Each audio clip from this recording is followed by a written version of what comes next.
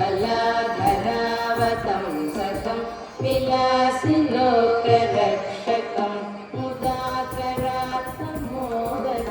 सदा विमुक्तिसाधकं कलाधरावतं सतं विलासिलोकरक्षकं अनायकैकनायकं विनाशिते भदैत्यकं गताशुभाशुनाशकं नमामि तं विनायकं नायकैकनायकं विनाशिते भदैत्यकं गताशुभाशुनाशकं नमामि तं विनायकं नमामि तं विनायकं न चेतरादिभीकरं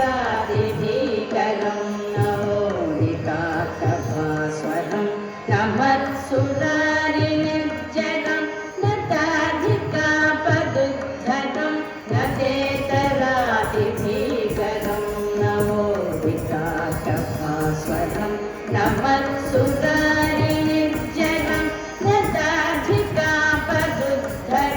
सुरेश्वरं निधीश्वरं गणेश्वरं गणेश्वरं महेश्वरं समाश्रये परापरं निरन्तरं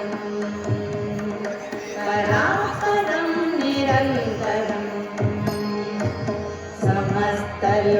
समस्तलोकशङ्करं निरस्तदैत्यकुञ्जरं नरेतरोदरं वरं वरे भवत्समक्षरं समस्तलोकशङ्करं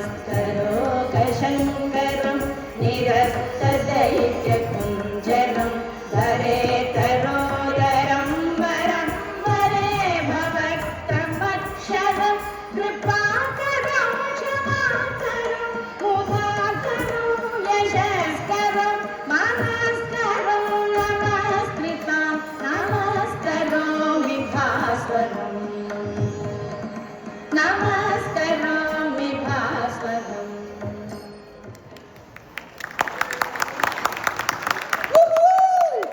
Thank you so much, Aganya.